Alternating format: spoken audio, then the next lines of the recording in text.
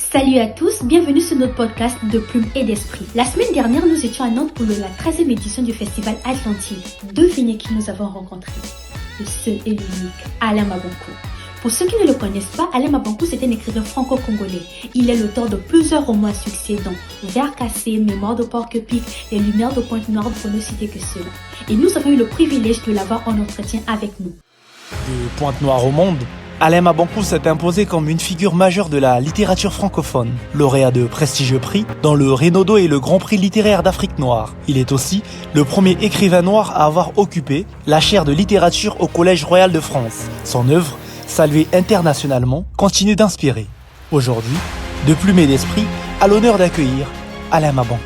Aujourd'hui, j'aimerais effectivement vous interroger sur votre casquette, écrivain, enseignant et acteur culturel. Ok, d'accord. En fait, pourquoi est-ce qu'on devrait se battre pour la culture, surtout en ce moment, pendant qu'on parle, il y a des extrêmes qui sont un peu partout. Pourquoi est-ce qu'on veut se battre pour la culture? Mais je pense que la culture est essentielle pour la survie de notre démocratie, de notre liberté et de notre genre humain. Et ma deuxième question, c'était en France, l'importance de la culture n'est presque plus à expliquer à la population. Mais prenons en tant que jeune africain, comment est-ce qu'on peut se saisir de la culture comme un facteur d'émancipation et aussi un levier de développement? Mais pour nous autres de l'Afrique, comme partout ailleurs peut-être aussi, c'est que la culture a été pendant longtemps reléguée au second plan. C'est-à-dire que on ne peut pas comprendre justement pourquoi il faut sponsoriser des lectures, des rencontres. On ne se rend pas compte que on forme la jeunesse, on donne à la jeunesse les outils pour pouvoir avancer dans la vie. Et si bien que nous avons désormais des nations dans lesquelles plusieurs générations sont incultes, je m'excuse de le dire de façon frontale, ce n'est pas la faute à cette génération, c'est la faute à ces générations, mais c'est la faute justement de certains choix politiques qui ont été faits. Pendant que les enfants devaient aller à l'école, vous êtes plongés dans les guerres civiles. Pendant que les enfants veulent aller à l'école, vous avez les génocides au Rwanda. Et tout cela, les structures, par exemple, scolaires, sont dans un mauvais état. Le choix des événements culturels n'est pas fait de manière très professionnelle. Normalement, il y aurait un grand salon du livre africain dans le continent africain, au Congo-Brazzaville, qui est quand même, par exemple, la capitale même de la culture africaine. Bon, c'est des choses qu'il faut peut-être petit à petit faire entrer dans la tête des compatriotes, des Africains, que la culture n'est pas un produit dérisoire. La culture n'est pas quelque chose qu'on fait le dimanche pour sa promenade de la retraite ou bien de convalescence. La culture est un élément fondamental dans l'épanouissement des peuples. Nous avons vécu dans cela. Merci. Là, on revient à l'écrivain. Oui. Cette femme qui nous regarde, le tout dernier livre. Et en fait, quand je l'ai lu, c'est vu que cette femme, elle vous regardez depuis très longtemps, de la beauté de Tonton Aréné. Pourquoi l'avoir écrit maintenant seulement? Est-ce que le contexte s'y prêtait mieux? Je pense, dans ce livre, qui est le dernier, cette femme qui nous regarde, donc je retrace le portrait de la grande femme qui s'appelle Angela Davis, qu'on écrit D-A-V-I-S pour ceux qui ne savent pas. Et voilà, Angela Davis était une des plus grandes, et toujours la plus grande militante noire américaine.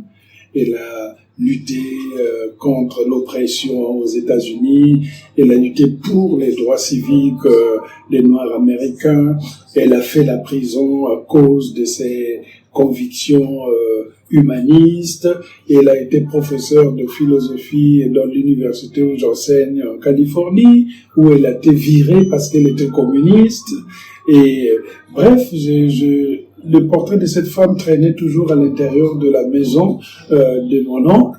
Et un jour, nous étions allés avec ma mère de manger là-bas et ma mère a vu la tête de la femme avec la touffe afro, hein, avec un regard. La femme avait 22 ans et elle a dit « Qui est cette femme qui nous regarde ?»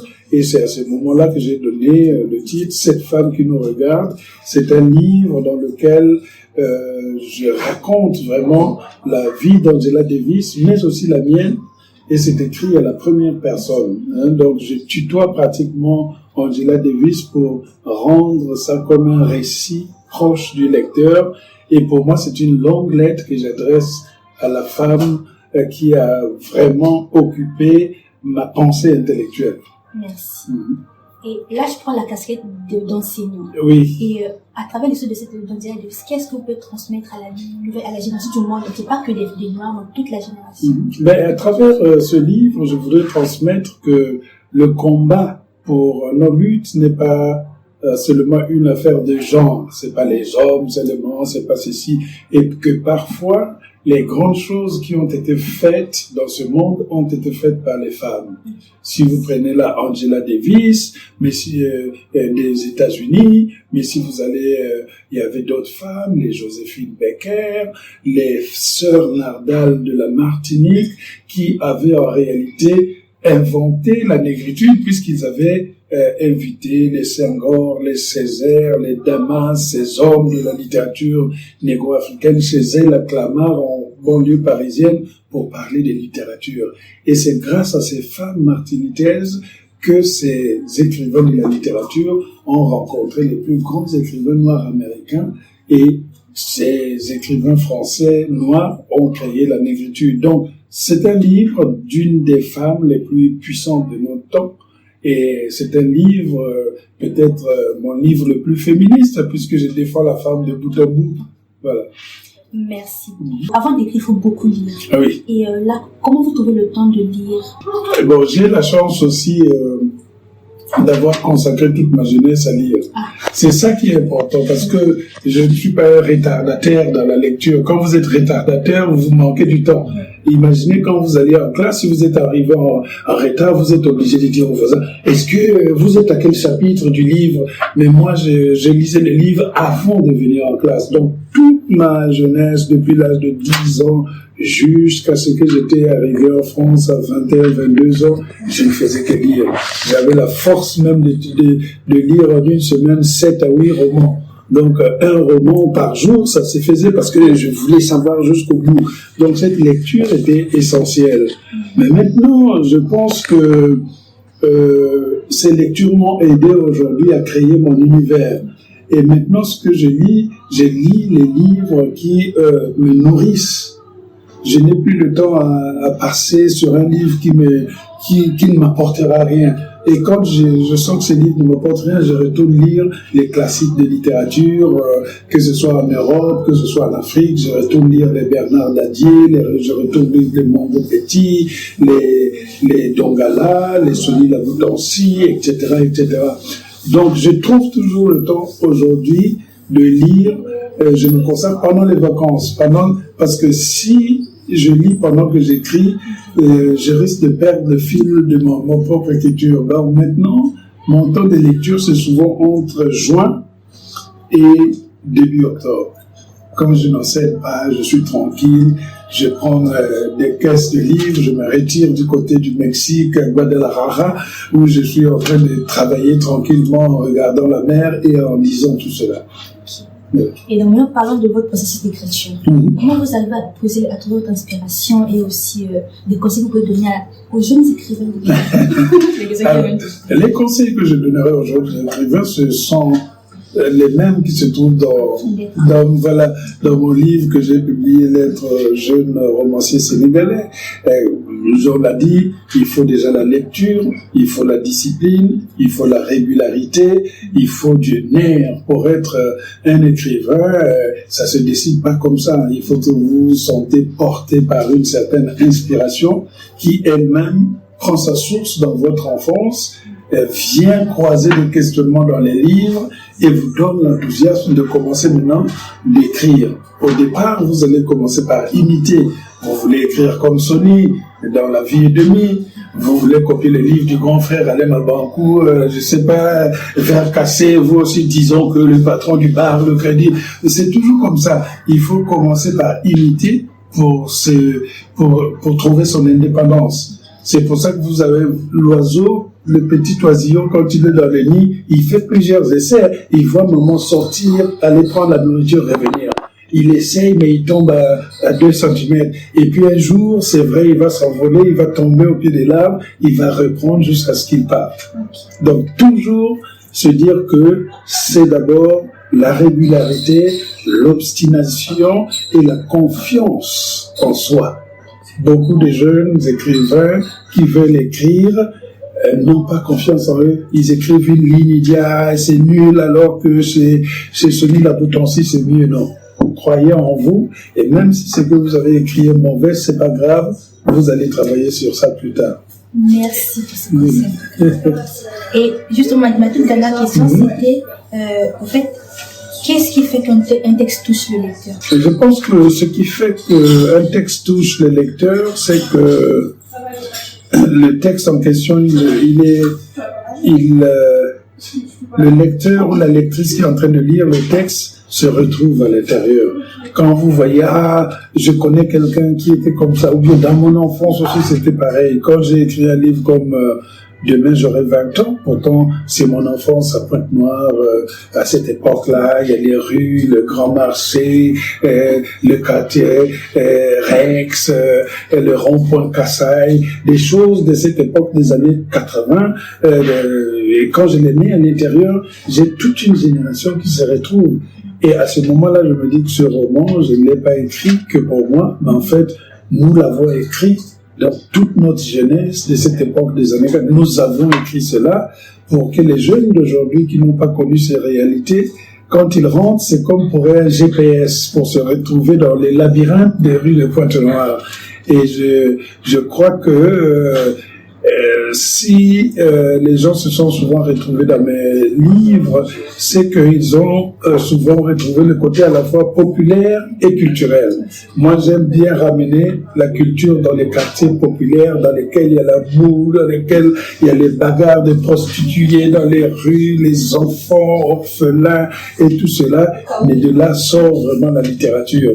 Je ne suis pas très cérébral pour écrire quelque chose juste dans le vide, mais j'ai toujours ancré mon écriture dans ce qu'on pourrait dire le réalisme. Voilà. Et moi, quand j'ai lu le commerce des animaux, toute la première partie, c'était les choses que je retrouvais dans les c'est comme ça qu'il manquait. Et pour la première partie, je me suis dit, est-ce que c'est une nostalgie, vous avez toujours besoin de vous rattacher à ce passé-là, ou c'est vraiment votre univers que vous avez décidé de créer pour commencer à planter d'autres décors en partant de ce qui est fait. Mais je pense que c'est plutôt qu'un univers. Un écrivain, c'est comme un escargot, il peut tourner en colimaçon, il est en train de tourner, mais il reste dans le même entourage, il fait que tourner en petit cercle qui s'agrandit au fur et à mesure, et ces cercles vont permettre aux gens d'aller jusqu'au bout à la pointe. L'écriture, c'est comme une source. Tout ce que vous lisez de moi, c'est l'eau qui sort de cette source. Mais cette source-là, c'est Pointe-Noire. Cette source-là, c'est la Fronte-Mer. Cette source-là, c'est le quartier Joli Soir dans lequel je vivais. Le quartier Rex dans lequel je vivais également. Donc, chaque fois que je parle je rentre dans la fiction, je suis toujours à Pointe-Noire. Et bien, c'est ce que je dis toujours, si vous allez chez les grands écrivains aussi que j'ai lus, c'est la même chose. Gabriel Garcia Marquez va rester parler beaucoup de la Colombie, les Dostoïevski et les Pasternak vont parler de la Russie, les Pagnol vont parler de leur littérature ici dans le sud de la France. En fait, l'écrivain est vraiment le fils de son temps, voire même le fils de son quartier. Et si vous êtes écrivain, vous n'avez pas de quartier, vous n'avez rien, alors vous n'êtes qu'un intellectuel qui essaie d'écrire des romans avec des mots creux dans lesquels il y a pas la vie. Et là, Comment on fait pour devenir citoyen du monde si vous êtes d'abord un enfant d'un quartier? Comment on fait pour devenir citoyen du monde après ça? Mais pour aller dans le monde, il faut partir de quelque part. Okay. Donc, je pars d'un petit point pour aller plus loin. Vous savez, quand vous avez une toute petite plaie comme ça, vous la laissez, ça commence à tourner. Mais le monde, c'est pareil. Le monde, c'est l'addition des petits lieux.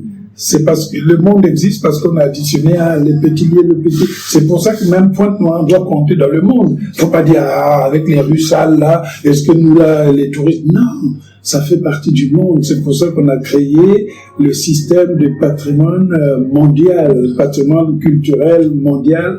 Donc certaines villes, vous pouvez pas casser, vous pouvez pas aller à Pointe-Noire et casser la gare du chemin de fer là, parce que c'est un monument qui est classé, c'est l'esprit de la ville.